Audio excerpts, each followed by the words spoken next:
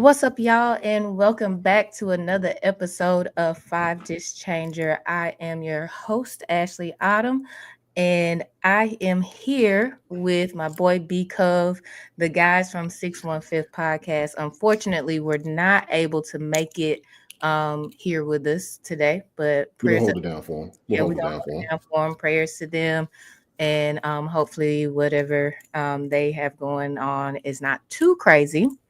Yeah, Um, but to get us started, the name of this episode is Shimmy Shimmy Ya. And the reason why I picked that, because when I was thinking, okay, like comedy and music, the first person that came to my head was ODB. yeah. And I was Definitely. like, that's got to be the name of the episode Yeah. because that's just funny and crazy. And so I just felt like that was a good name for the I like episode. it. Nah. Done Um, this. Can't miss well to be in Wu Tang. No, let's go. exactly. And so just so everybody will know, right now we are streaming live on Instagram. We are on Twitch at Talented 10 TV as well as YouTube at Talented 10 TV. Unfortunately, I am still on probation over at Facebook, so I cannot go live on Facebook. He's still thugging on But Facebook. I'm Okay. on All Facebook right. probation, but I get Yeah. out tomorrow. Uh, Oh shoot, you off paper tomorrow? I'm Okay. off Is that what they paper. call it for Facebook? You off paper? All right. Cool. I think so, because like I put in all kind of appeals and stuff, and I was like, "Yo, I really need to Nah, go no, live." they don't care. This is my Nah. first time ever having any kind of Facebook infraction, and I Yeah. think it was one of the barbs because somebody posted something about Nikki and one of her rants, and I just said cocaine is a hell of a drug, Oh, that's it. That's and it. You put somebody off. they flagged me for No. drugs, so that's why they locked You me know up. So what? you know, Don't worry about that. Don't worry about that. Can't Facebook was keep playing down. exactly moving like some fascists, but it's just all right. So B, if you would just kind of Yeah. introduce yourself a little Yeah. bit Yeah. more and tell us how you got into comedy, like Yeah. who was the person that inspired you to get in comedy as well? All right, bet. Well, I appreciate you for having me on and rocking with you. It's cool to be on the flip side of it because usually you're on our spot. You're at the scenario. You're a scenario family member at this point, so it's always cool being able to swap places. So I appreciate you. But now, man, I've been doing comedy about 20 years out of Nashville. Started up doing comedy right out of college. Like I say, out of college, like I graduated. I still dropped out, but it was right at the end of it.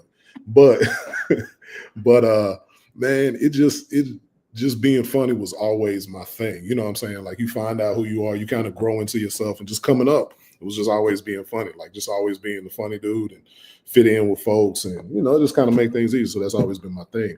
Um, you know what? There's a lot of people who kind of inspire, get you into, you know what I'm saying? Coming up, I'm a kid of the 80s, mostly 90s. So that's the era of Def Jam, Comic View. Uh, Black comics had TV shows, movies out the yang. So it was just cool to get inspired. Like, it's few people you just watch who weren't even comedians who I liked. Like David Allen Greer, for him to be a comedic actor, somebody like that you draw off of. But I'd have to say, man, Martin definitely. I mean, that's like the first comedy album I ever listened to. Martin, Sinbad, first person I ever saw live. Bill Cosby, you know what I'm saying? Storytelling, just his the way he relayed jokes and could stretch it out, and it was about family. It's just, I say those are the three people who I probably watched the most, and then Eddie, just as far as everything else he did outside of stand up. But yeah, it's good, man. It's fun. We have two other partners of mine. We do a tour called the Funny Lane Tour. We've been bouncing around from city to city for about a year now. We started off in New Orleans, but been able to do Birmingham a few times. Just kind of places, places that are like good clubs, good comedy spots. Going to Chattanooga in October. We have a residency at Zany's here in Nashville that's been going for the past few months now. That's good. So it's cool, man. It's fun. I like it. It's cool. I feel like, it's the last thing I'm good at, you know what I'm saying? So go ahead and ride this out, see what happens. Hey, I feel you. You got to do what Yeah. you're good at.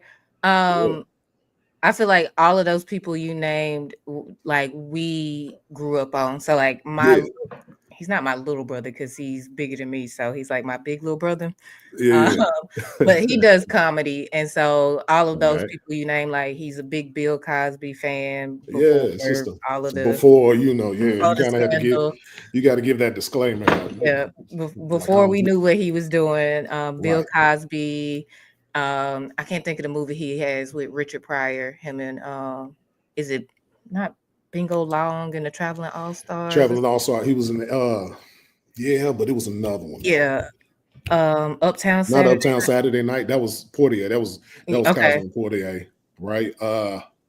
See, you finna have me thinking about this while we're talking. Like that's gonna be in the back of my mind. yeah, I That can't was just think funny. of, but like he used to watch all of that stuff Yeah. when we were kids Mm-hmm. a lot, and Mm-hmm. so it was just funny because he was like this little old man that loved like this '70s stuff. He would always watch Yeah. Sanford and Son.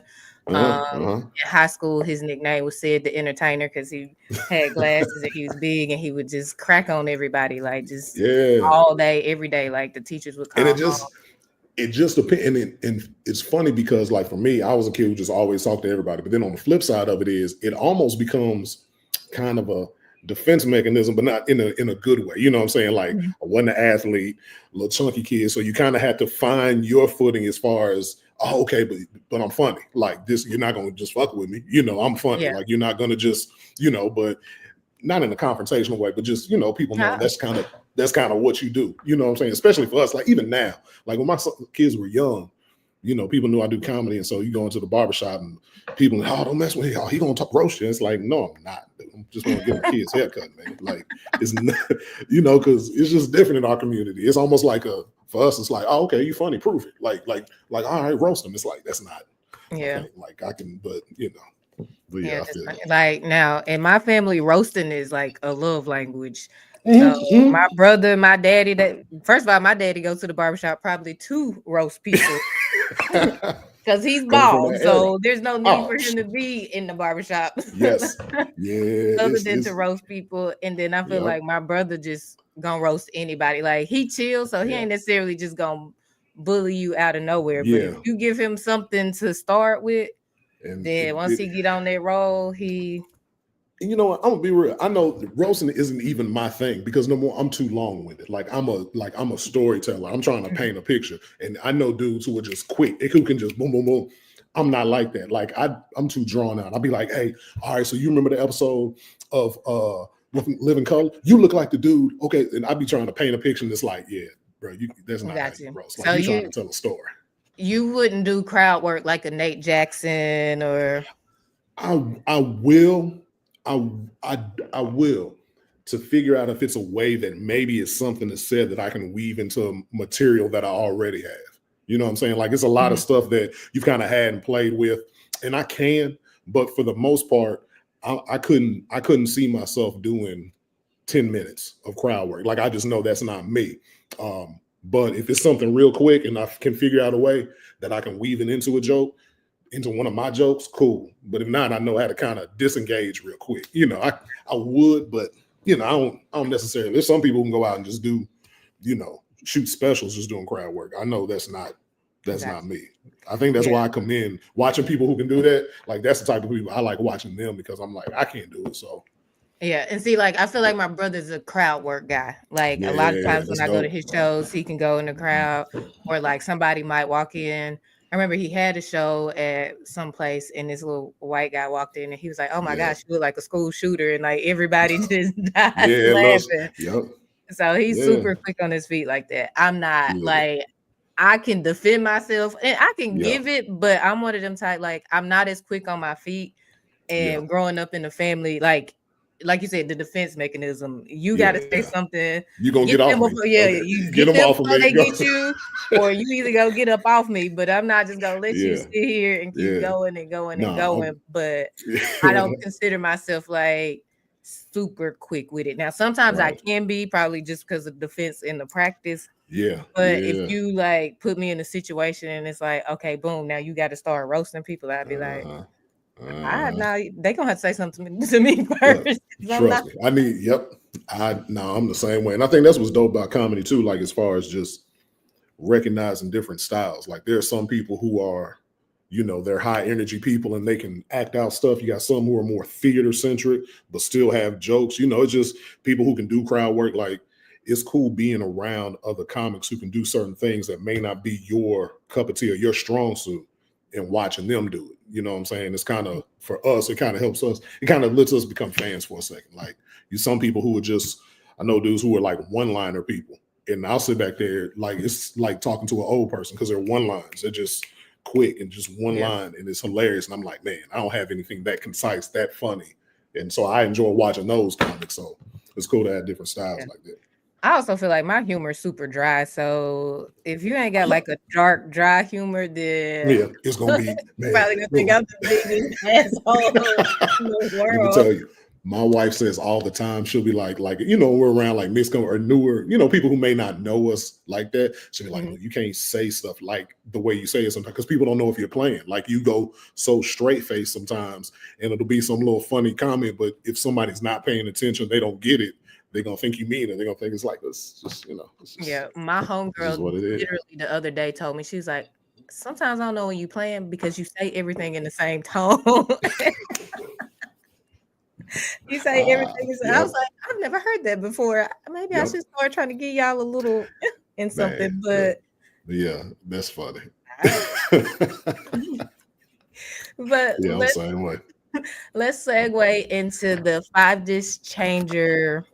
Yes. I see you ready. That number one. You've been doing some homework and some practicing. Number one, the idea of this, the 5-dish change idea, I love that. That's dope. Number two, it just took me back to when, like, I finally got a changer in my car, like the first one I got, and it was just such a great moment. So it was just a lot of nostalgia coming up with trying to think of a playlist and then thinking of, oh shit, which one I'm gonna put that in? Is that gonna be one? That's two. Like, how to space out your that's all. That's the beautiful thing about like the 5-disc or even the 3-disc or 6-disc is like you really gotta think about what's my top 5 that I'm gonna listen to, because it's so much work to have to switch this out and change it. And I'm a music junkie, so I had the 200 disc binder, and then I had another one with like 89 or whatever the random number in that one was. So it's like those 5 discs that you put in there, they had to carry you, because if you had to take a big briefcase out your back seat or your trunk, pull it from underneath the thing, you flip. That was a whole had CDs on top, and then CDs rain down on your head. So when I was just really thinking, like, man, what can I do for a podcast? It's just not like anything that anybody else is doing. This is what came to my head. So I'm super excited to hear that you thought it was a really dope I love the idea. I love it. So let's start with your first pick. Okay. And then hold on. There's okay, cool. What's your first pick? Why is it your first pick? And what moment in life did that instantly take you back to? Good. Okay, cool. I'm on that. That's kind of what it was on, because these necessarily may not be my favorite songs, but these are songs that take me to a moment, that make me think about something, like when I hear them. Or so I would have to say these are ones that kind of shape something. So perfect. That's what I'm on. So my first one, right? First song that I picked is an old one. It's from the 80s. So Paul Revere, Beastie Boys. All right. So reason this song sticks out to me is, let me see. So my mom is 20 years older than me. You don't really, till you get older, you start realizing, like, okay, our parents were either once young. If you had them, with me and my mom being 20 years apart, it was like she was still a young woman when I'm in like first grade. So like, mom, you know what I'm saying? So anyway, we were on a field trip. So my mama was driving, me and like 3 of my friends. You go on a field trip and a couple people could sit in the car with you. And so me and my mom used to listen to rap. Like, she was young, she listened to rap with. So she loved the Beastie Boys. So I remember we got in the car. She had this little Toyota Tercel, and some of my friends got in the car. And so, we get going, and Paul Revere come on. And so they all like, your mama listens to rap? Like, it didn't dawn on me. I'm thinking everybody's mama's young and listens to rap, but it just didn't dawn on me that like people's parents were older. And it's like, man, I can't listen to, my mom don't listen to rap. Like, we like 7, you know what I'm saying? So it just doesn't register to me. So to this day, that was kind of the moment now that I'm looking back on it, realize like, man, my mama kind of cool. Like, I kind of got a cool mama. No matter how crazy she act towards me, like, she got like my mama's kind of cool. My mama, and just like NWA, all that. So like that's kind of the first time I remember hearing somebody think, your mama kind of cool, her being young. So that would be, that's the first one that I'm gonna go with that. And plus it bumps. I mean, shit, you hear Paul Revere, it's a party song. You know what I'm saying? Like to this day, it just kind of, take you back there. So did you pick it because of the the moment that you realized your mom was cool? Did you pick it for that, or just because it's like, yo, it bumped? You know what? I mean, honestly, both of them, to be honest with you. I love the song. Like that album is sick anyway. Like License to Ill is a good album. Like in the beginning, the whole, hip hop, Def Jam, Rick Rubin, like the production of it sick. The whole album sick to me. But that particular song, that's when I have to say, all right, my mom was kind of cool. So I gotta go with that. Yeah. Cool. I'm not like a crazy big Beastie Boys fan. Like I know some of their stuff.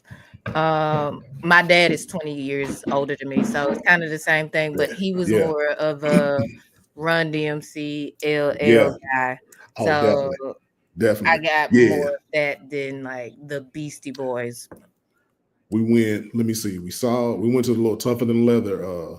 We went to the movies to see that. She loved Run DMC. LL was the first album I bought with my own money. That Bad album, that was the first album I bought with my money. So all that Def Jam from that time period. And then plus back then, I mean, that was the only rap you were hearing. You know what I'm saying? Like it wasn't, you didn't hear everything else. Like everything was just East Coast, New York influence, because that's where rap was coming from until, had NWA and, all them come in. But that's what everybody was listening to back then.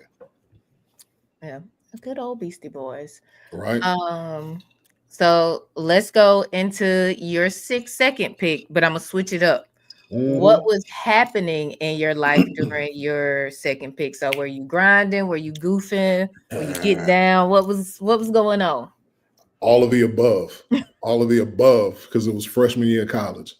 All of the above. And I couldn't even pick just like one song. I got to do the entire Aquemini album. The entire Aquemini album. When it dropped, man. And that, like for that whole period, it was so many dope albums that came out that same week. And it was TSU versus FAMU in Atlanta, the football classic. That was going on that same week. So like that road trip was Aquemini. I think Jay-Z came out. Hard Knock Life album came out. There was one other. Juvenile was kind of close, but it had already been out for a little bit. But like those three albums. That was like 97, 98? 98. Yep, right in 98. So the Aquemini album, it's my favorite Outkast album. Outkast is my favorite group. It's my favorite Outkast album. But that album was, Okay. It was freshman year of high school. So we was doing, freshman year of college. So we was clowning. Everything. Can you tell one funny story that would be the soundtrack? So Aqueminize the soundtrack that's playing in a funny story. Can you tell us? Yep. So we were all driving down. We went to it used to be this little record shop in Nashville, because all the albums back in the day was coming out on Tuesdays. So before we drove down to Atlanta, you could always go, this one record shop always sold the album Friday. They would sell it to you on Friday. So we went before we hit the road, go through, get the Aquemini album. Then somehow, man, we had gotten one of our friends' grandmama to rent us a Suburban, because that's when Suburbans was everything. So we pulled together our little raggedy money, get somebody's grandmama to rent us a Suburban. And the only one who was old enough to check into the hotel was a friend of mine's cousin. But he worked like overnight. So he was like dog tired. Like dude was asleep the whole ride, everything. We're kicking in the car. We pull up in Atlanta, get in Atlanta, and of course you just get out in the parking lot, just walking around. It was that type of vibe. So anyway, dude gets out the car and sees some guy who was just talking crazy to him, like he knew back from Nashville. And like bro had been asleep. He had just gotten off of work, so he'd been asleep for 4 hours straight. Quiet dude, never really knew. And dude, he was going back and forth. It was huge, man. This dude was jacked. So I'm just like, man, I don't know none of these people. We out of town. Like, we're going to fight all these dudes who are with him. And man, I've never seen somebody get whooped so fast, like in my life. Like, and the dude who got whooped was he was big, but man, our homeboy Gene just whooped the dude's ass. Like, I don't even know what the fight was about, But anyway, the Spodiote Dopalicious, that whole, now who else want to fuck with Hollywood? Like, that was the soundtrack for that, because my friend, it was his cousin. So through the whole trip, we would just be drinking, kicking, be like, man, who else want to fuck with Hollywood Colt? Like, that was we said that the whole weekend, like, just off of that goofy fight. We had no reason why the fight happened. It had nothing to do with us. But it was just, that was that made it the whole soundtrack for the whole weekend. Yeah, it was That crazy. sounds like a freshman year of college Yes. festivity. Yeah, exactly what it was. And the thing about it was, the dude who got fired, he wasn't even going to school. Like, he was just the cousin of the friend who had to rent the car. So it had nothing. His grandmother was the one that rented the car for us. So it was crazy, but it was fun. Okay, I was gonna say this cool story, fun story. I don't know, because y'all was Both of fighting. them. I ain't trying to.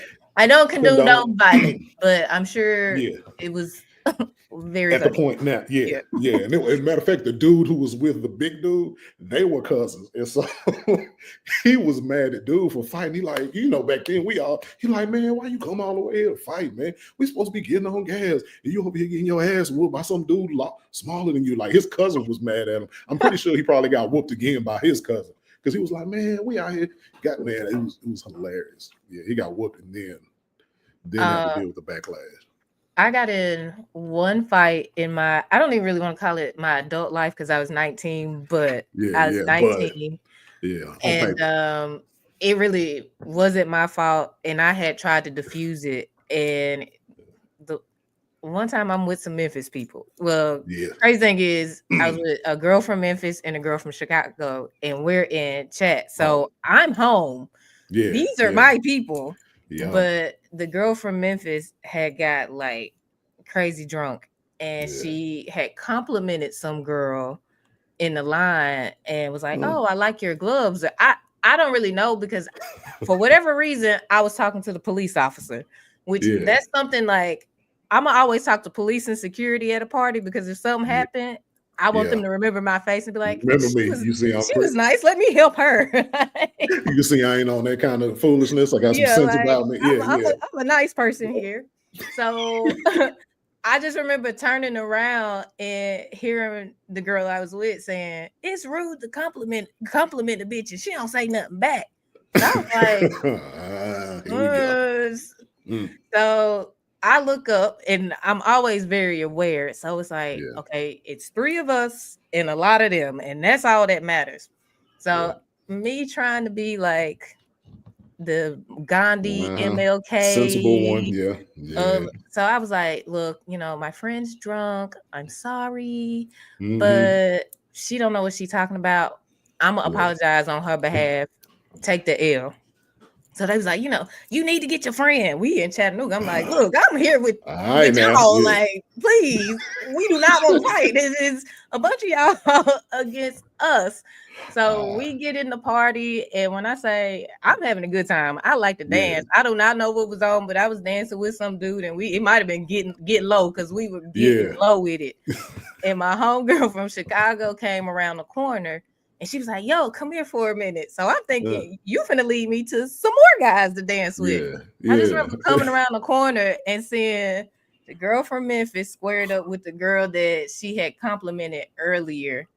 And this is crunk era, so the music starts shifting. And so now people start, and they bouncing back and forth like, so I was like, all right, let's go ahead and break this up. And all I remember is grabbing her arm and saying, "Come on, man, it's not even worth it." And girls just came from everywhere and jumped on us. And I just remember hitting the ground. And the girl, like, it was 2 girls on top of me. So, I got brothers. So I'm trying, one of us one of y'all gonna have to leave looking like me. So I just remember hitting this girl in the face, and then when she gave up, I was like, okay, it's 1-on-1 now. Next, it's on. But in that process, the other girl was like hitting my head on the ground. Like, that's how I hit the ground. You're locked in. Yeah. And so she was like hitting my head. Like, the second time my head hit the ground, I was like, oh my gosh, we fighting. And I just remember having to fight my way out of it. And the same police officer that I was talking to outside came and he looked at me. It was like he was so disappointed, and he was like, "You," and I was Not like, you. "I promise, this is not what it Yeah. looks like." And then one of the girls came, like while I was standing there, and she just started hitting me. So I guess she didn't even see the police officer. See the So police. that kind of God. helped my situation. But when you were saying that your homeboy was mad at him, it was the same thing, because like the girl that started it with us, she still and I just remember being in the bathroom and she was like, "They don't want it with us." And I remember jumping over some girls in the bathroom. It was like, "Bitch, they done already whooped that." They already had it with us. They already had it. Like, you doing all of this stuff, they done already whooped our ass. I gotta go home. I got a cut under my eye. Like, man, shut your ass up. We was about to fight in the bathroom because I was so mad at her. Like, I do not like. I'm out here fighting for you over some gloves. Hey, I was just about to say gloves. It was all about a compliment on some gloves. On some gloves, and they were just long black gloves, so they weren't even all that to me. So I was just like, all of this over some gloves. So embarrassed. Like, thanks a lot. Thanks a lot, Lil John. Exactly, or it could have been a little scratch. It was somebody. I just remember if it was a head buster, they was trying to bust my head. The straight concussion action. But let's move into the third pick. Right. So in the third pick, did this pick feel more like healing, hustling, or heartbreak for you? Hustling. Perfect. I don't know. It's like the segues are beautiful. Hustling. DG Yola, Ain't Gonna Let Up. I love that song. It is such a motivating song. Like, you can just listen to it and you just feel like, you know what I'm saying? Like, yeah. So definitely hustle. It's a mood changer. It's a mood changer song. Everybody feels the same way about it. As soon as it. You got to. Everybody sings the same part. Everybody raps the same part. Come on now, for real. Like that. Yeah. So DJ Yola, Ain't Gonna Let Up. It's a great motivating song. Get you going. Yeah. So that's what I'm gonna roll with the name. Love that. Right. And I don't even know, did dude even come out with any more music? Like, does he have an album? Like, I know nothing about DJ Yola. Could walk into my house right now and I don't know what he looks like. I'm not even gonna lie to you. Honestly, I don't know. Like, if I were on Jeopardy and they asked me who was the person that sung that song, I would have lost. Honestly, I don't think. Music. And you know music. So that goes to show, okay, I don't feel bad about it because I have no idea what he's doing now, or what he did, or what affiliation. Usually, you know, like who was signed to what or who featured on that. I know nothing else about this man other than Ain't Gonna Let Up. Yeah, and that's it's a beautiful damn song. And I feel like maybe that's how it's supposed to be. That's all I need to know. That's all I need to know. This is how it's supposed to be. Perfection. Man, come on, man. The legend of DJ Yola. That's what's supposed to. Yeah. It's crazy.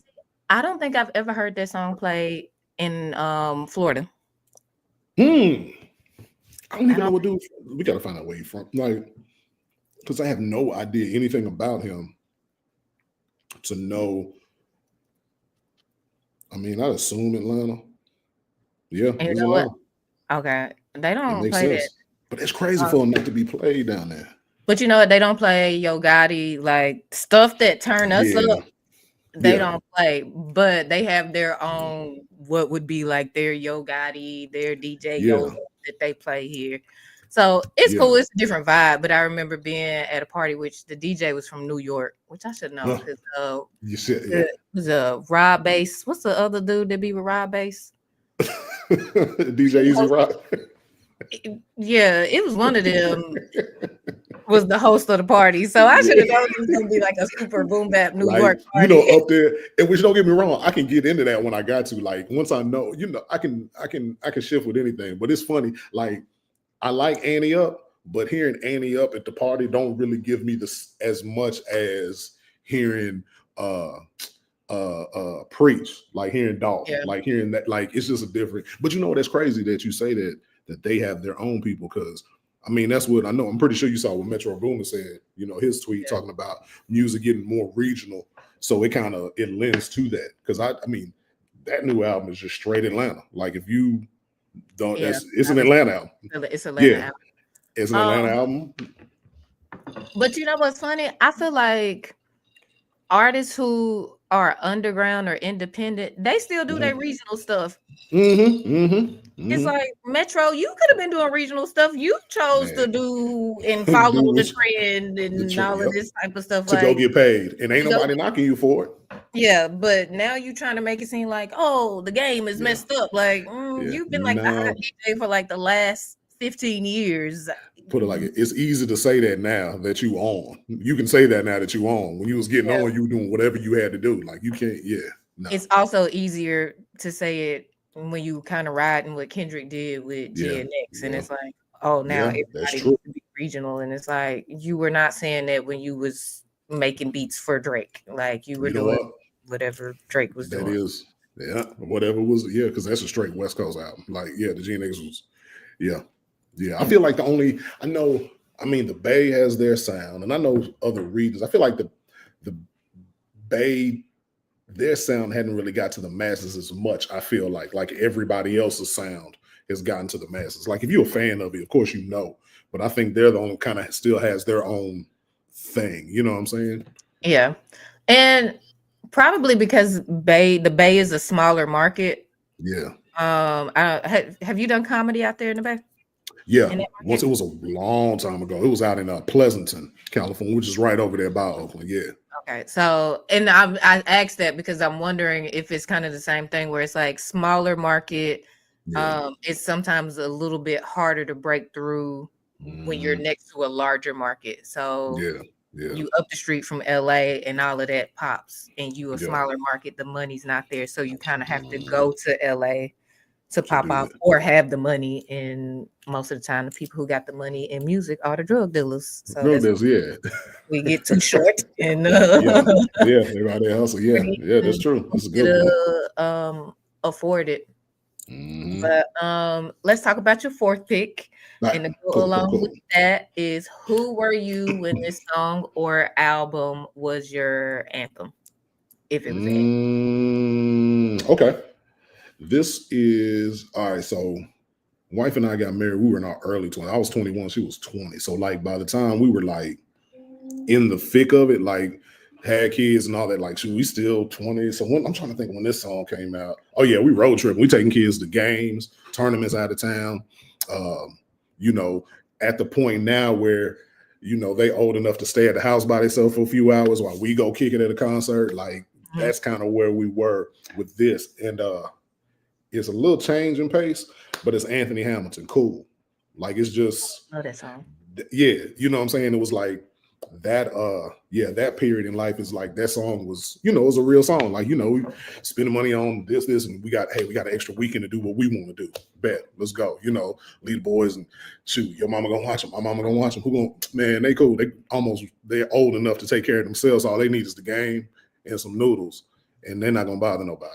So and even now it's hilarious because now they grown, or grown-ish.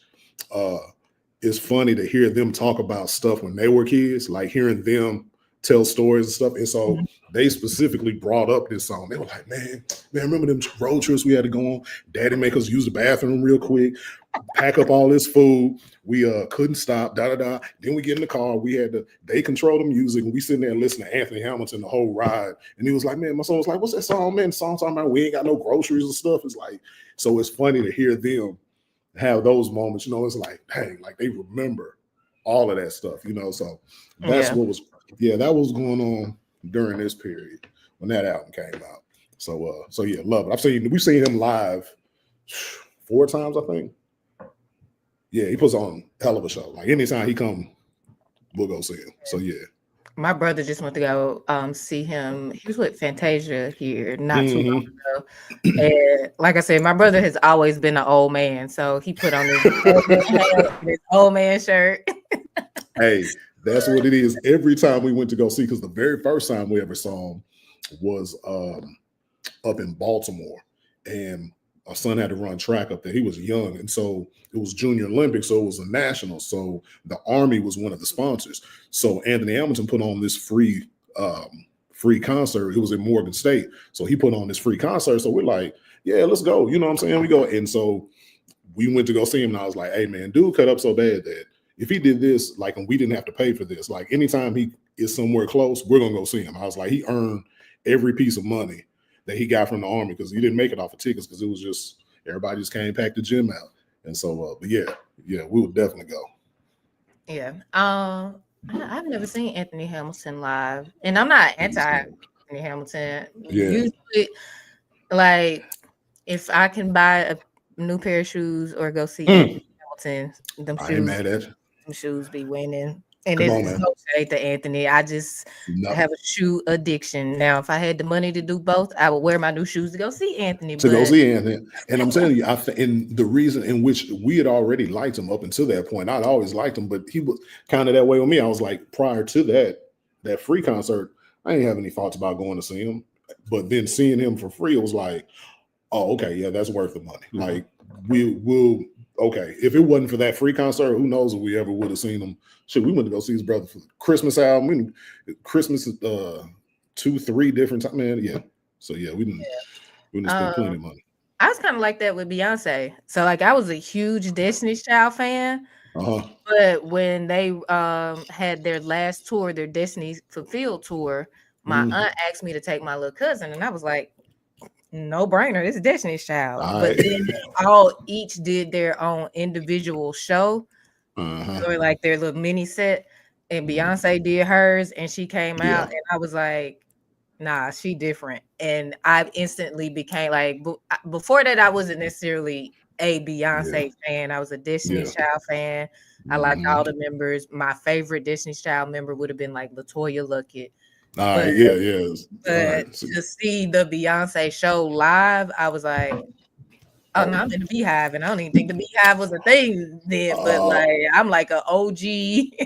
Let me tell you, I think I've seen that. Have I seen her twice?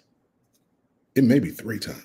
I think I've seen it 3 times, and it was on some. The first, my wife she's loves Beyonce. She's been to multiple concerts, but the first time I went was I think the first time I saw her was the On the Run tour. So I'm like, oh, bet we get and seeing her, and I was just like, okay, this was super fun. Like she's just as good as everybody says. So then the first concert she did at Nissan Stadium, my wife ended up getting to, and we went. And I was like, all right, I'm kind of begrudgingly went like, all right, it was cool with Jay-Z. And then I saw her by herself. And man, it was just like seeing all the different people, like just the people who were just around, just the crowd. And it was a period where I just got stuck and I was just staring at her watching. And I was like, oh no, I think I just became part of the Beehive. Like, I get it. Like, I get it now. Like I was like, I get it. I understand anything I've ever said about anybody who I get it. I understand. I tell people that all the time. I was like, if you've never seen Beyonce live, don't talk to me about Beyonce because it's different. And like, I went to go see her. I've seen her several times, but she did the Miss Carter tour at Bridgestone. And I bought my tickets like day of, right before the show. So the prices dropped. And so technically I was like second row in the bowl seats. I wasn't going on the floor, general admission fan, but where you could sit, I was like in the second row. And it was some like 2 couples behind me.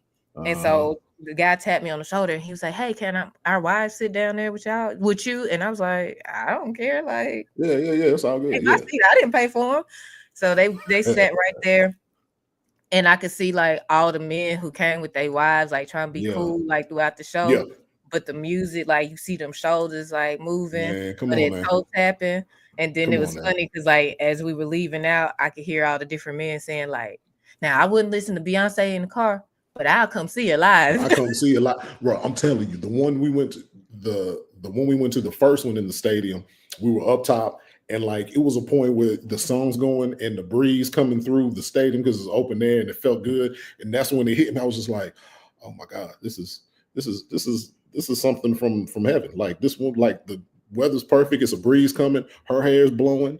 It's breeze coming through here. And it was, man, by the time the second time she came to the stadium, my wife said we're going, I was like giddy. I'm like, oh, cool. What we doing? What time we doing this? Let's go. You pre-game it. Your phone Let's now. go. Man, come on, man. Beyonce coming. Pre-game it. I'm like, where are we going? It was, and bro, it's like talking about the crowd, like seeing how everybody was dressed, but it was these 2 dudes in front of us. And like, there were obviously a couple, but seeing them, it was like there were 2 big old black dudes. Like they were big like, I don't know where they were from. I was like, they probably can't be what they want to be wherever they from, because you can tell they weren't locals. Like, they were from somewhere else, just countries they could be. Man, these two dudes was dancing, hugging, having the best time in the world. I was like, you know what, brother? Whatever moment y'all having right now, Beyonce gave that to y'all. Like, and this just, it make you trip out. Like, bro, she brings everybody. Brings so many different people from different places, different cultures together.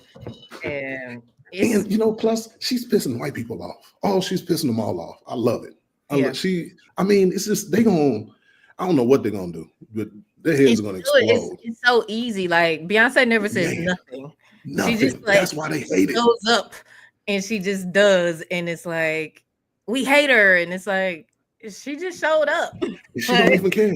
It's like, you gotta respect that. Like, she just mind her business. She's just gonna make these white people just and she can pay at the bank, because, like, come on now, to make a whole country album, all because the CMAs was like, we don't like your country single, so it's like, you know what, I'm gonna make an album. How you gonna tell me? So, like, her impact, and then just the way people drop albums now, like, she changed all of that. Like, everybody, until what was it Lemonade, she just put out and nobody knew until it was out. Like, now everybody is dropping albums like that. Like, there's no lead up to them for the most part anymore, I think. And honestly, with the way social is, I don't even know if a lead up really even matter, because it doesn't. Reels, you don't even know if you're talking to your people, the stranger. Like, to some degree, it's cool that you get people who don't know you, but it's like, you just catching this in the middle of a rollout, so there's no guarantee you even really want to stick around and see what's going on. So it feels like a waste of a rollout. Yeah, but we're gonna go into pick number 5 before we go into our next segment. And it is, well, I can't tell you what it is, but pick number 5. Why does this one still live rent free in your spirit? It is. I don't know if I want to say he's my favorite artist, but Stevie Wonder is definitely interchangeable. My favorite artist of all time. He can go from 1, 2, 3, wherever. He's definitely in my top 5. Period. I don't know where I'm gonna put him, but Don't You Worry About a Thing. Stevie. It's my favorite Stevie song. Love it. Favorite Stevie song. We used to, my sons when they were younger, Friday, we used to have Man Up Fridays, which it was just the whole idea was, hey, we made it to Friday, let's get on up, go to school, let's knock it out. Weekends here, let's kick it. Like, and that used to be our song while we were riding, dropping off at school, all that. Don't you worry about it. It was upbeat. I loved it.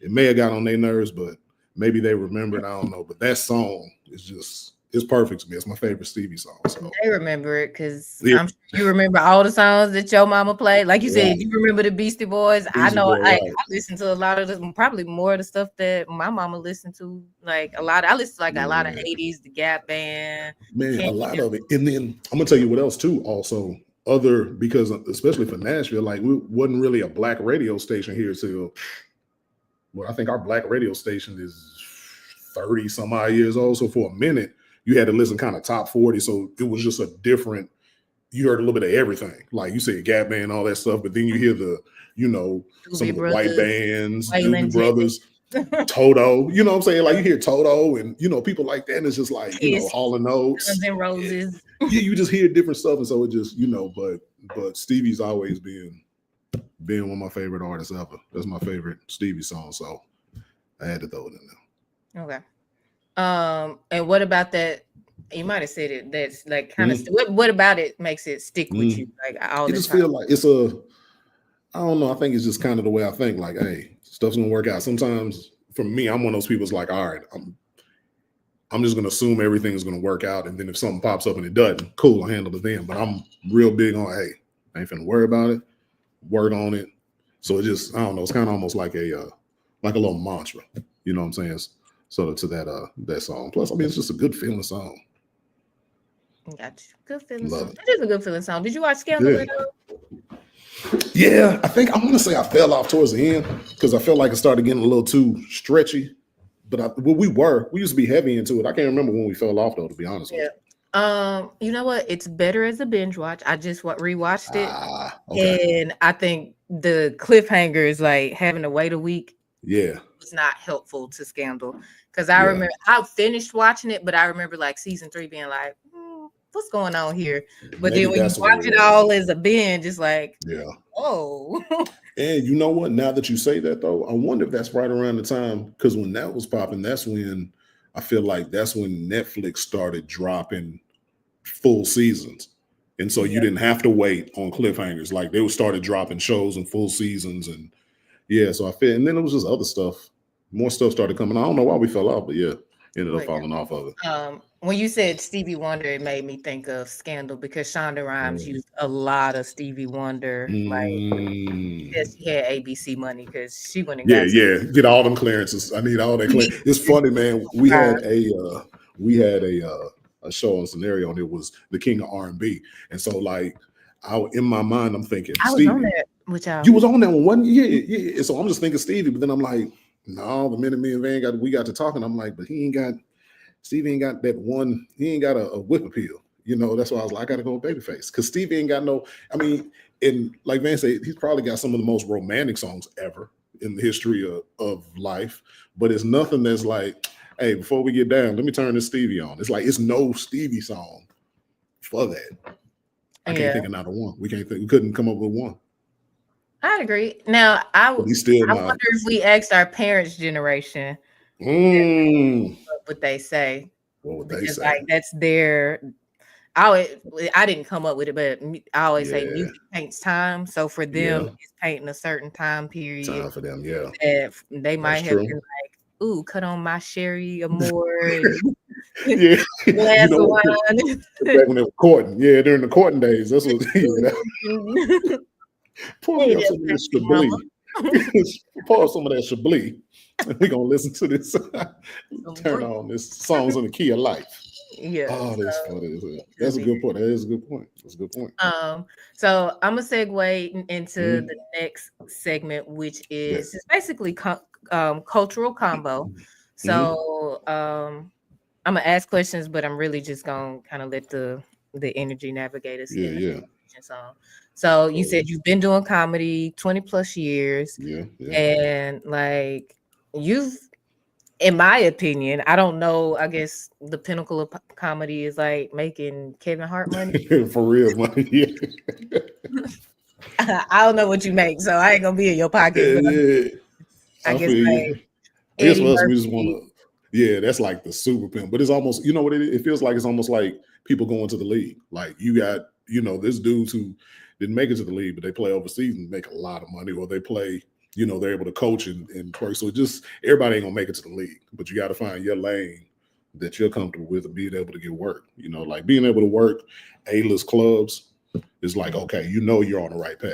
You know what I'm saying? Even if you ain't, everybody's still trying to get there, in which we all joke with each other. Like until we on TV on the regular, nobody's on Yeah. until, you're producing stuff and it's yours. But for the most part, being able to work A clubs and being around people who are on, let you know you're on the right track at least. Okay. And so how did you, I guess, like get to those A clubs? Because I Hmm. think for a lot of people just in the entertainment space, period, like you said, there's Hmm. different you had a D League, you got the G League, Hmm. you got C Yeah. League, you got the B League, A League. So you got all of these different Yeah. leagues. And whether it's music or comedy or acting, it's like a lot of people never really get it to like you've been able to open for Monique and all of these other Yeah. people. Like how did you navigate to even get yourself in that position to be here?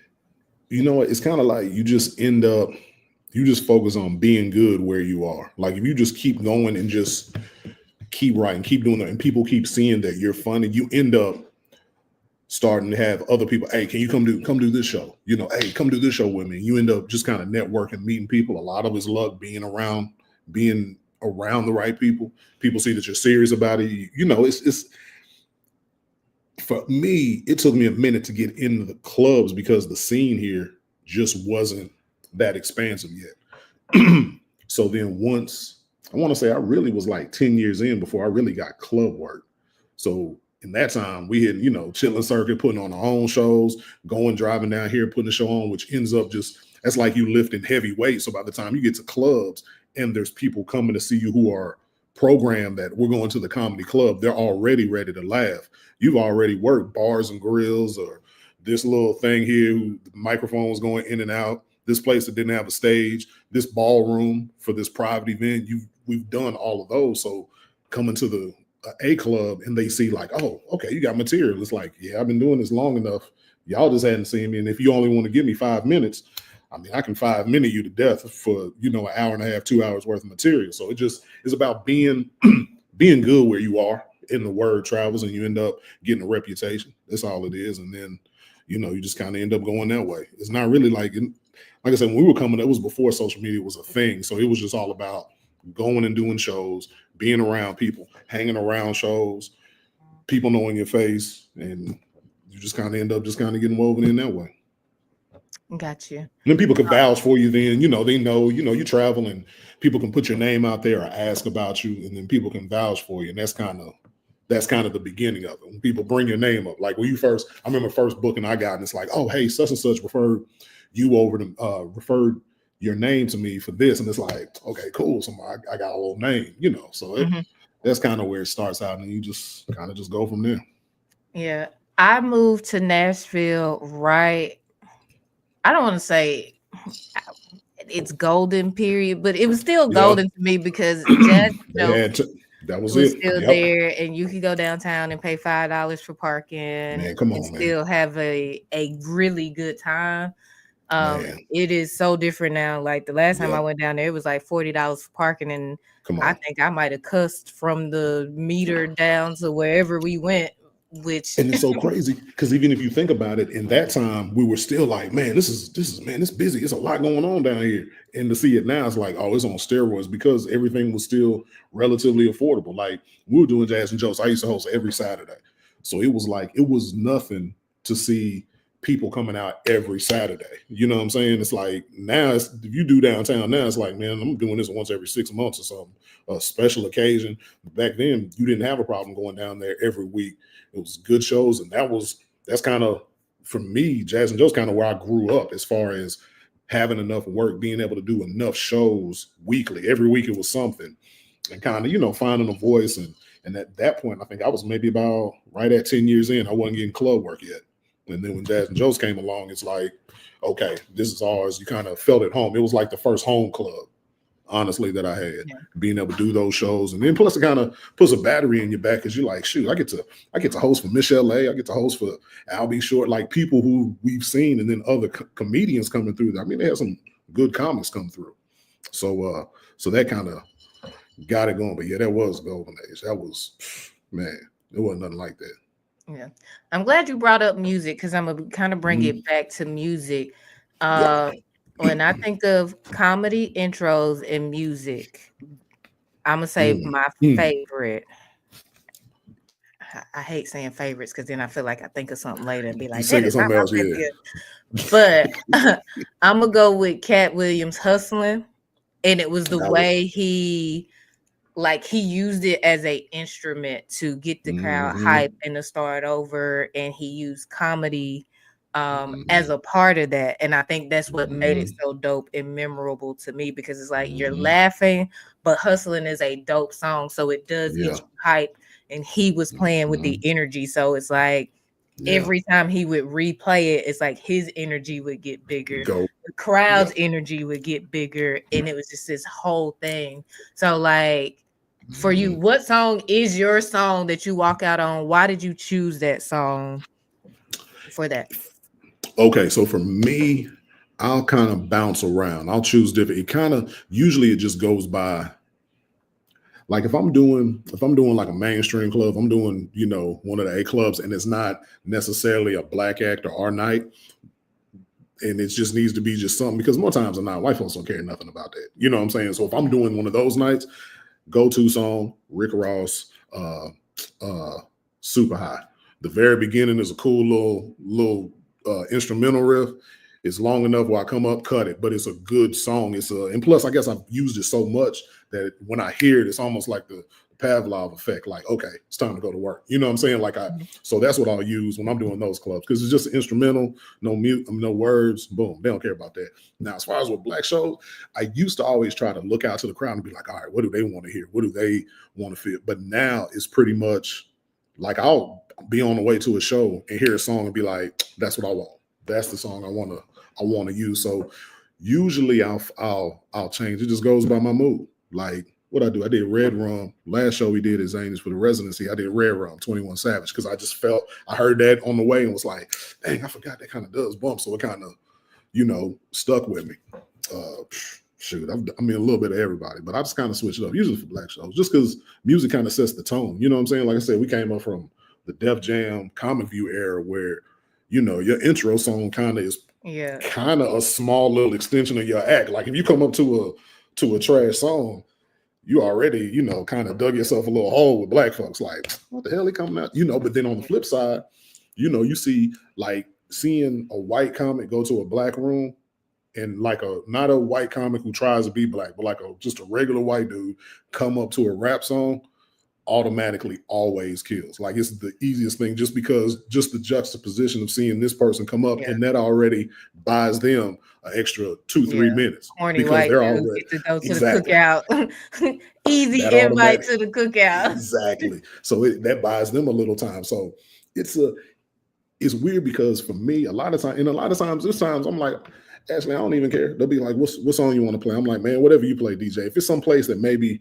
I'm not that familiar with, I don't want to put too much pressure on the DJ and him have to figure out this, that. Man, whatever you play, I'm going to cut it off in a second anyway. If I ain't funny, these people don't care what song I came out to. You know what I'm saying? But you just kind of, I'm bouncing around sometimes. Okay. I got 2 questions. It's a 2-part question. If you had a Netflix special, what song would you come out to? And what comedian has the best interest? Like your favorite intro from a comedian? All right. So my favorite intro was from Sinbad. He did a special back in the day called Brain Damage. And he came out, and this is like this is New Jack Swing era. So it was I can't remember what song it was. I just remember he came out and did like a routine, like a dance routine, but it was cool. It was funny because he was like trying to keep up with the young dudes, but he was still kind of doing the moves. It was kind of on like some Heavy D and the Boys Kid and Play kind of choreography, like one of those type things. It was the 90s, it was like early 90s special. And I just remember seeing that and being like, dang, like a comic, like he's a comedian, but he's doing that. Like he's entertaining, just from that set. I just remember that being dope to me. I can't even remember what song it was. I just remember they had the loud windbreaker jumpsuit, you know what I'm saying? Like it was, and he came out and danced like the beginning of his whole beginning of his special. I think for me, man, that's a good question. What I would pick for myself, dang, Ashley got me. You know what? In my mind, I felt like, and it's not even a bumping song, it's more personal, but it may have to end up being Elevators. Just because the idea of, we doing these hole in the wall clubs like that always resonated with me, like doing comedy. Like you go do a little chitlin circuit room and, maybe killing it, and then you go do a big room or do, T-Pack. And it's like, yeah, but we still got to go do these hole in the walls, so maybe that, because I know it's not the hypest, but it may be a more personal for me because it's like, all right, this is like a culmination. If I was on that stage, like having that, it's like, all right, it's a culmination of everything. So it probably be Elevators. I know it's not the most bumping song, but it would be more personal. I mean, I think it bumped, but I like groovy pimping. Right. Like that song made me think of like some I'm trying to see it from. Yeah, it's just I think it would be and I think so. So I think it would have to be Elevators. I think it would have to be that. Just yeah. I guess it's not the hypest song, but it is I think that one had to be it. And plus everybody would feel it, you know what I'm saying? Yeah. I think it's a good choice. I mean, I would watch it because you the homie. Yeah, but, yeah, I think that would be it. I turned it on and that was your intro. I'd stick around for more. Stick around for it. And maybe the special will be called doing these hole in the wall clubs. Like you never know. Like that could be the special night. Who knows? But we speaking it into existence. So we already got a song. We got a song. We already got a name. Like just remember me when you at the top and be like, you Come on remember now. I was on the Mm-mm. podcast and we No, talked about this. gotcha. My dog, Gotcha. We my got dog. receipts. I do. So if you act brand new, I'm gonna Uh, be like, see? Man, I'm telling you, I got one friend, him and his wife, they ended up moving. And so they were like, so whenever you come in town, don't be trying to act like you don't know who we are. And she hit me with it, don't be trying to high side and act like you don't know us. I was like, ooh, okay, I ain't heard that in a minute. I was like, high side, all right, we'll bring that one back. I'm trying to high side like you don't know. So my next question is still Mm-hmm. sticking to music and comedy. What era of comedy do you think had the hardest soundtrack? Mm. Mm. I mean, I ain't gonna lie. I'm stepping out of the nostalgia part. It's easy to just say 90s coming up, Def Jamming in, but I felt like that. I'm gonna tell you what era. That and the years kind of escape me because that's like the thick of raising kids, so all the years squeeze in. But like that T-Painish, that little when T.I. came out with like whatever you like and all of that little era, like every song was kind of bumping from there. It's I like feel the like that. 07, 06, 07, 08 Yeah, coming through there, like I remember like doing, and it felt like every song. That was kind of around the time when I stopped worrying. I think for me, that's when I stopped worrying about trying to figure out a song because I'm like, everything is a club song now. Everything is a single now. You know what I'm saying? Like whatever you're gonna play is a single. So everybody's releasing just singles. So whatever you end up playing, it felt like you couldn't miss. You know what I'm saying? I think that's Rick Ross Hustling came out around that time too. And I remember I ended up coming that, of course, everybody want to do that, but then it was another song off that Port of Miami that I ended up using. Dang. Push it. Oh, one push. It was one that was never came out as a single. It was like but I can't remember that I used that as an intro. So yeah, I feel like that era, that whole Plies and all that, everything was kind of bumping in. You couldn't go wrong. Like any song, you just pick a song, you ain't have to think about it. Gotcha. Sonically, everything was kind of club ready. That Jeezy era, all of that was like you couldn't go wrong, like with any of those. I'd agree. Like Yeah, for club I think that music, time. that era for club music, if you just talking about hip hop club music in the Yeah, South, that was it. that Like, was the era. You couldn't. I mean, you can't. I couldn't think of anything. You didn't have to think of anything. It's like, yeah, whatever. so now, do you feel like comedians now have the same like pressures and cultural weight that comedians before have, or is it different? It could be the same but different, or it could be like, nah, the pressure now is a lot harder than.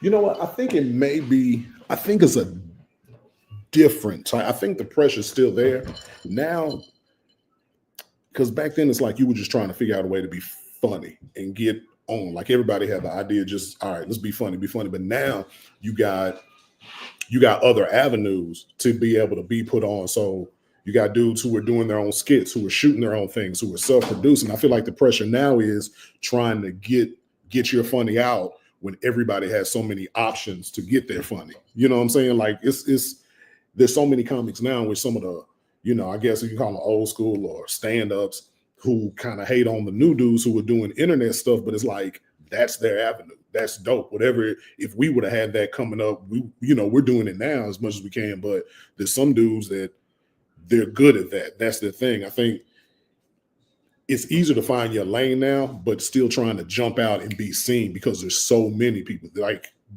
like dudes can call themselves comedians now and not necessarily have been on stage, which I don't care. Shoot, make your money. However you get paid, you get paid. But who necessarily haven't been on stage.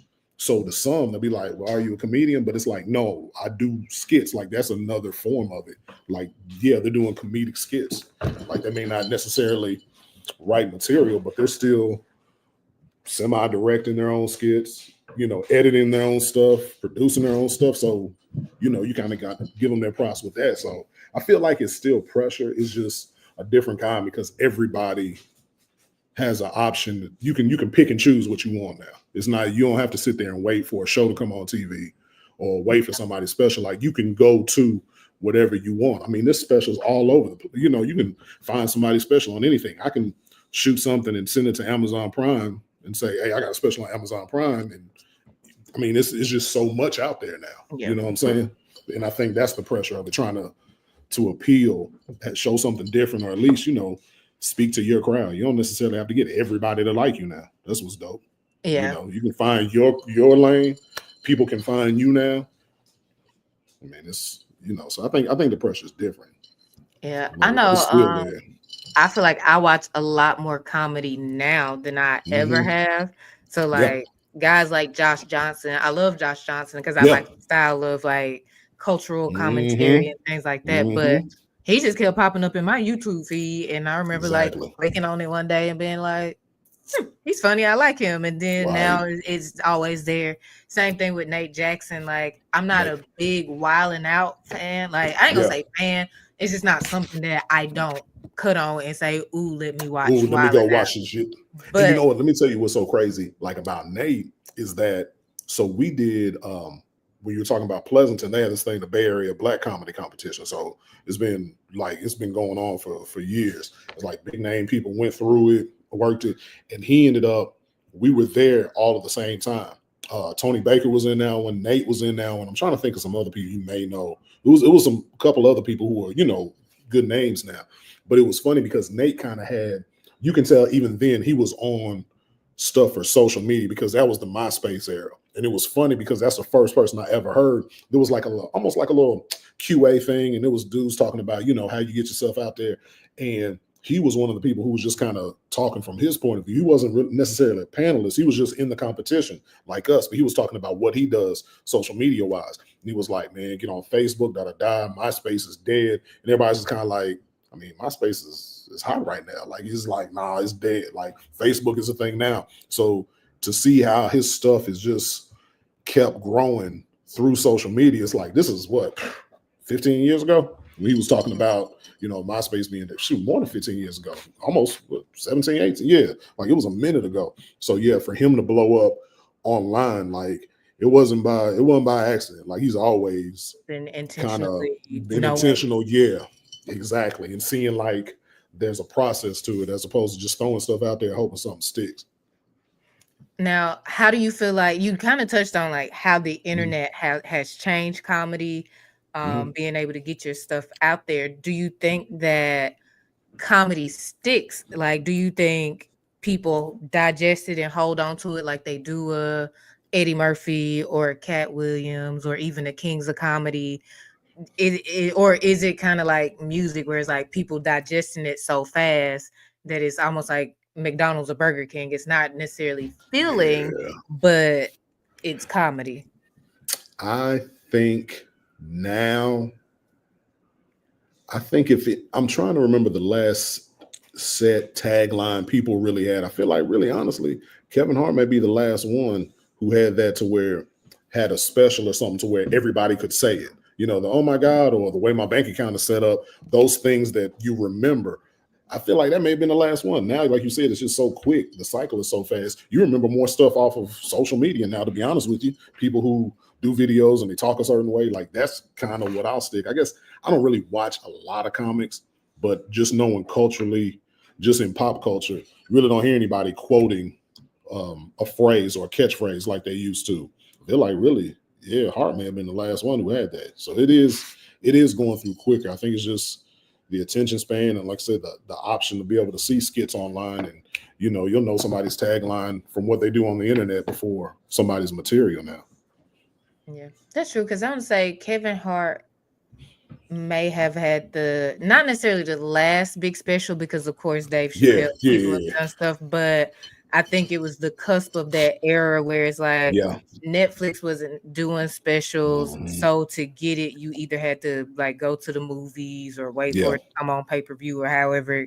Yeah, however it came out. DVD. It was going to DVD, bootleg, Blu-ray, whatever. So because really the people who have putting specials now, I mean, mostly people are putting this stuff out on YouTube now, because they can monetize it themselves, and that's theirs now, instead of going through, you know, a lot of times you get some people who go through Netflix, but like somebody like Ali Sadiq, Ali puts all his stuff on YouTube because Netflix rejected it. You know what I'm saying? And as Yeah. good as all of his specials are, I don't necessarily know if any of his tags are what you would say in the pop culture. You know what I'm saying? Like as big as his specials are, but there's none that are in the pop culture. Now, amongst comics, like we would say it, but as far as just a normal person, like I said, that Yeah. it's Because I just feel like for Ali Sadiq, my favorite tag is probably Mexicans got on boots. Mexicans got on boots, right? And we've seen that skit, so we know it's like one of them. If you know, you know. Whereas like with Kevin Hart, them, you know, all right, like that was everywhere. You know what I'm saying? Or even, I mean, dude, even now, like it's so funny. Like even like hearing white people now, white dudes, every now and then just talking to some, they'll still mention Eddie Murphy tag. You know what I'm saying? Or like it was one dude I used to work with, and it was some ice cream. Ice cream. You know what I'm saying? Like just some middle-aged white dude, but it's just that's still stuck in them. You don't really get too many of those now because it's so much to digest. Now, is there a particular comedian that you feel like has not gotten their flowers?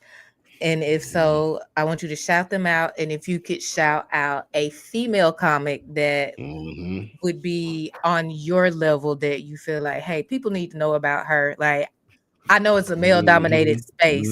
So even when I was reaching out, I was trying to balance it out. And I don't know any women in comedy. So if you, anybody who should get flowers and a woman to give flowers to.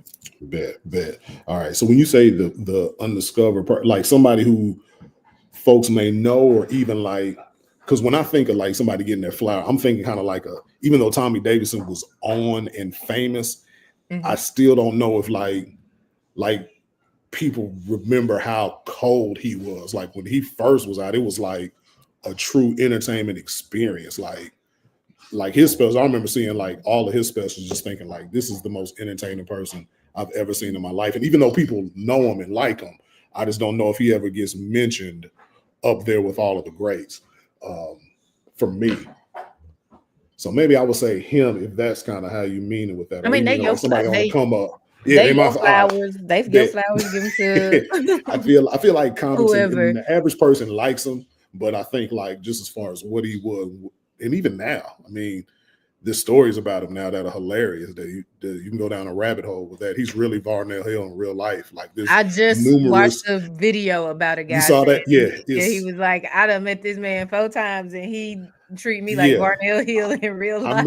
I met there's a white comic who's Tom Segura said that one time. We were just talking about it. We were talking about Martin one time in the show. He talked about Tommy Davidson. He was like, he's like that in real life. And he told me his story, and I'm like, yeah, that's the same thing D-Lay said. Like he was saying like, oh yeah, we're gonna work together. Said this man was like, nah, he tells everybody that. Like, nah, don't worry. But, no, you're not. You're not. That's hilarious. I'm trying to think of who is out there. Daphne Springs is funny. I like her point of view. She's real. She's got a lot of stuff online now. And she just came through Nashville and did a weekend. She's funny. She does a lot of stuff online as far as like acting or, just skits, but her material is good. I think her material is funny, just on a scale of people who are kind of coming up who I think are dope. Just Niche, she's dope. She goes out with she tours with D Ray. She's out of Chicago. She like self-produced. She did a special from like a selfie point of view and self-produced it. Like her whole special is like basically her doing a selfie with her phone, and she's funny. I would say those two, like people just that I've been able to see. And then from a local perspective, like from me being in Nashville, I'm homegirl Crystal Majors, Crystal with an I. Like I think her style, she's one of those, like you can put her, like she's throwback. She's like one of them queens of comedy women. Like you put her up there with some dudes and everybody's sitting back. Like she's kind of newer on the scene. So it's funny to see some of the newer comics kind of come in and mess with her. And I'm like, that ain't what you want, man. Like just step back. She's funny. So I say locally, I'd say that. So I say Just Niche is hilarious. Daphne Springs funny. And then locally out of Nashville, Crystal Maters. Yeah, I'd have to definitely shout out. Dope. So shout out to Tommy Davidson, aka Yeah, Barnell Hill, Barnell. Shaboing Boing. And Catfish are delicious. Oh, I love it. I so wish he would have had a spinoff, like a spinoff, a Barnell Hill spinoff. That would have oh been, yeah, that would have been hilarious. yeah. Yeah. And then to know the backstory that was all ad libbed, and like Martin and Tommy being DC people, like, so they came up doing, in the clubs together, and to be able to have that moment, man, that was crazy. Yeah, that's one of my favorite episodes of Martin. Yes, I got a couple of them. The Dead Plumber, man, that come on, man. one. Chilligans, I love When Chilligans. Broman stole the Walkman and Yeah, Martin was doing. Those three right there are definitely like in my yep, top favorite yep. Martin episodes. Man, and I feel when he like put I've the seen them a billion times, and I don't even thousand, feel like you I always watch. gonna laugh. Always gonna laugh. When that fool set the dog still and it fell, he just said stay. Like just simple, small, like Yeah. come on. Tisha Campbell was just on Lena Waithe's podcast Mhm. talking about that. I think it was Tisha Campbell. It could have been Tashina Arnold, but they were saying they were supposed to have a real dog, Shut but up. the network at the last minute was like, no. Can't So do it. the two guys from the back found the stuffed animal, and everybody was looking at them like, Martin go cuss y'all out for bringing this little stuffed dog out here. And they said Martin looked at it and he was like disappointed at first, and he was basically like, F it, keep it. Man. And they said everything he did with that dog was ad lib because they Man. were expecting to have a real dog on set. So I See, thought it was like a super dope story because that is man, one of the best it's episodes. one of the best episodes. You can see, and now saying that, you can see how everybody was breaking character. Yeah. Like you can tell, seeing them turn around because they were just so caught off by it. But bro, that's wild. This story is hilarious. Yeah. I think that's a dope thing. Podcasts, everybody can kind of tell those backstories now, which I think it you had those moments, but it kind of brings it to full story the story. Yeah. Sometimes some of these people don't need to tell their story. They definitely don't need to. No. Or they either need a better publicist to tell them what story to tell. Yeah. Because some people, it's like, I used to like you until you started talking in public. What is so funny is my wife and I were talking about this not too long ago. I said that's the thing that sucks about social media. There's so many people that I liked, and I wish I didn't know their real personality or how they are, because I'm like, dang, I want to keep liking you. And then on the flip side, there's a couple people that I just assumed I wouldn't like. Don't know why. Don't know these people. Never met them before in my life, but I just assumed I wouldn't like them. And you see them online, it's like, man, hold up, man. They're kind of actually funny. Like they're kind of one totally off the wall. I don't know why I just wouldn't think I liked Eric Benet. That man ain't done nothing to me. I just thought I wouldn't like him. I just thought like, all right, he's weird. It's not. But seeing him on social media, I'm like, hey man, dude is funny because number one, he don't take himself seriously. Like he plays into the like. I'm like, you know what? He ain't that bad. Not that it's gonna change. Play into the hippie black man, earthy. You can go ahead and just be who you. Yeah, I'm a fan of people who don't take themselves too seriously. Like I'm a huge fan of that. Same. So I was like, all right. Since you gave me your celebrity that you didn't think you would like, here is mine. All right. Yep. I don't have a good reason not like this lady, but Cynthia Erivo.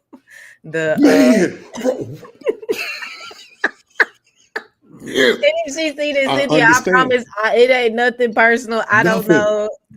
I just nothing. Don't it know. might be too. You're probably a cool person, but just off the screen, it's like I don't think I would want to be at a dinner party. I don't know why. Don't know why. She's incredibly talented. Like, let me say that because sometimes people think you say like, I don't know about that person, and you saying like they're not talented.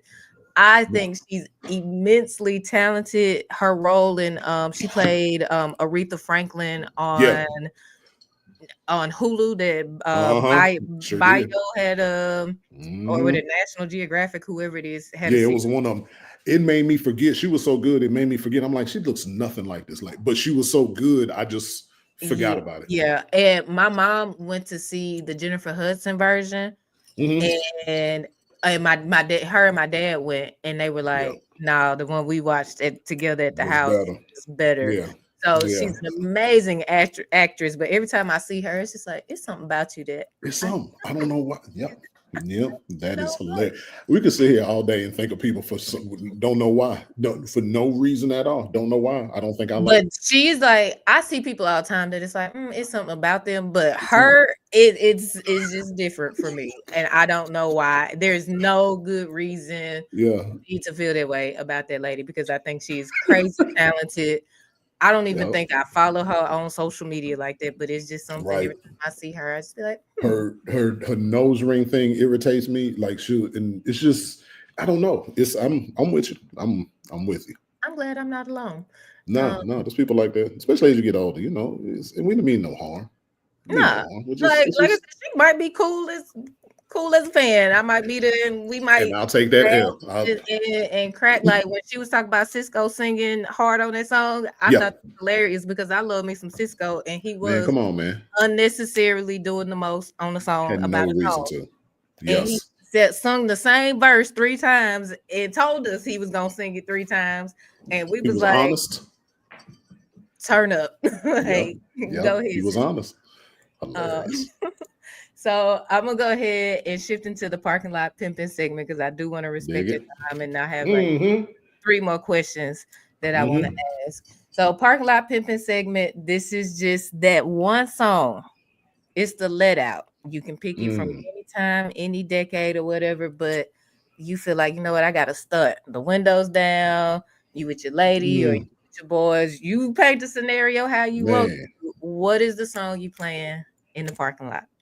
because this song was played at plenty parking lot pimping opportunities, and this was through college, all through 400 degrees, juvenile. The Mm, very big, just you see me, I eat, sleep, shit, and talk rap. Like just that, you can just let that go and just put it on repeat and just cruise. It's that song. From it was it was an era. It was a great. It was king of the. It was nothing wrong with it. Like you went parking lot pimping with the sole purpose of, hey, we're not going to spend money in here. Like we like you. Yeah, we game plan for that. Like we game plan not to go in. Like we made plans not to oh go yeah, in. sometimes the parking lot was way more fun Way than the better. inside. Like Way it might better. be 50 people in the parking lot and 10 people inside, and it's like, Man, I'm gonna just go back to the parking man. lot. Just stay Um, out there. Yep. So that would have to be that 400 degrees was that was a time. The whole album was time, but that particular song, that one, that's it. Kids these days will never understand the Man, it importance just in the parking it lot. man, come on now. Because now it's like you got to get some gone from where you are. Now it's you don't know what's about to happen. Not only that, they don't really talk to each other either. No, that's true. It So is. It you is. put It's them no all in the more. parking lot together with permission, and I don't know if they would They even would act right. They wouldn't. if they No. wouldn't do like I don't think they would know what to do. So Yeah. yeah, Yeah. and maybe Yeah. we failed them. Yeah, it's funny like hearing my sons now talk about like when they go out with their friends or something like for something to hear them be like, yeah, it was cool, but I'm just reminded why I don't go out. Like I'd rather just go to a little kickback and go to somebody's house and chill. And I'm like, yeah, this is it's yeah. I Yeah. feel good when they tell me that. So I'm like, all right, well at least y'all too. But Yeah, and it's I different. love kickbacks. Like I kind of like kickbacks more than the club because, like, again, everybody Yeah. sweaty and stuff like that. It's not the But same. Yeah. if you in there and the DJ is doing what he's supposed to do, then all of Man. that kind of start to go out the window. So if Yep. I have to You think forget. about the conditions of the club and be like, "Ooh, y'all floor Mm-hmm. nasty, y'all Yeah. bathroom nasty, Yeah. y'all drinks watered down," then Yeah. something about the vibe in the club is not right Yeah. because I Uh, shouldn't even be thinking about this. I go In there to be on autopilot. I go to be on autopilot. I don't yeah, want to have to think. It just exactly. yeah. Um, I feel you. I feel you. So yeah, but now I'm actually blame Gen X. I told Van earlier I That's needed a something yeah. to blame y'all That's cool. for. Yeah. Blame I y'all can. for today. Yeah. Because I think what it was is we tried to shield them from what we did, and so we just were so against some of that stuff. But we just knew it was a different time. But I feel like every generation is gonna say that. Like, oh, it was different when I was. It's like I think all of us are gonna say that. I feel like It we would. is. I feel like we should know better because I feel like we're the last one that got. Well, no, I take that back. Every generation is gonna get judged for something, but we were like rap was still new, so all of that to our parents was noise, not necessarily my parent, That but hip overall to the generation, to the generation before us, all of it was noise more times than not, unless you, like I said, had the young parents and they were cool. But for the most part, we got talked to about our music, and this is trash, da da da. So I try to give generations after me grace, because I'm like, I remember what it was like to hear all of that. So I'm not gonna say it. Now there's some stuff I don't get. I'm not gonna say I get it, but that's what y'all like. Cool. I'm the same way. Like, I'm gonna tell you if it don't make sense, and I'm gonna tell you if it look or sound crazy. But at the end of And the day, that's do your do. thing. And it's Yep. funny that you say that as a Gen Xer, because I feel like Mm, millennials get way more backlash. Like, I feel like Gen X mm, now, as mm. because I was born in '85, so I consider myself a Okay. millennial X. Yeah, So I you. have Yeah, yeah, yeah. strong Gen You kind of X saw both. tendencies, and Hmm. I saw both. So I understand what you say when it's like, what is that noise, that hippity hop, turn it, Hmm. all that loud cussing, ruckus. Cussing and all that, and da da da da da. It's like, come on now. Yep. So and I do remember like Gen X getting a lot of backlash, but I feel like the Mhm. moment millennials came of age, y'all were the forgotten generation for real. And it's For like real. they drink Starbucks and they listen to that hippity hop. And it's like, They don't know how to write and they don't know how to do this. They it's can't take care of like, themselves. It's like, well, wait if they a can't, minute, like, yeah. You know what it was? It's that what's that? It's that old saying when the dad gets yelled at by the boss and comes home and yells at the wife, and then the wife yells at the kid, and the kid goes and kicks the dog.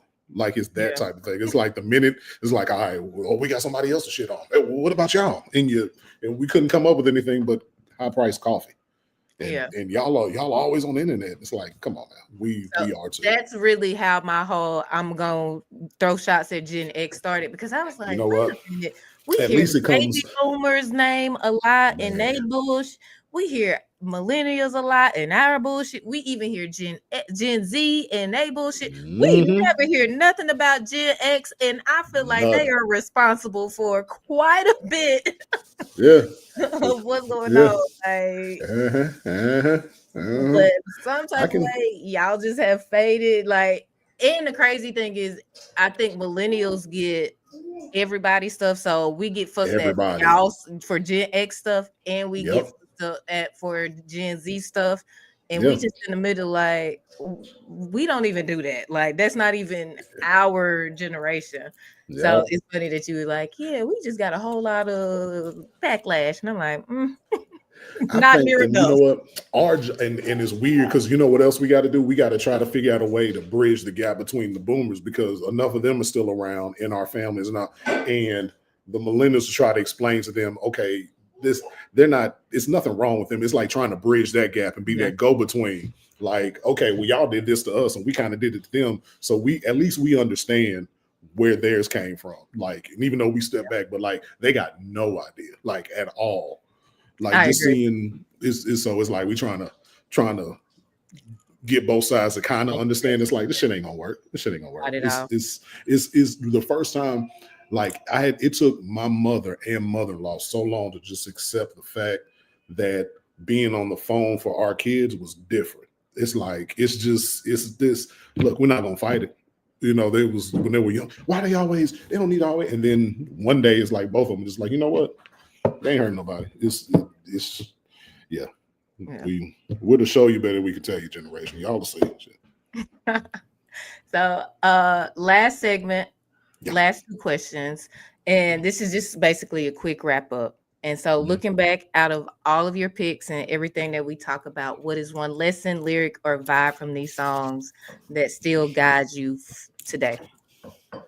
You know what? It's gonna be a fusion of Stevie and Anthony Hamilton, because it's like I think between cool and don't worry about a thing, it's like once you live long enough, you can kind of see. I mean, I remember I used to work with this older dude. He told me he realized that sometimes stuff ain't really as bad as it seems. More times than not, stuff ain't as bad as it seems.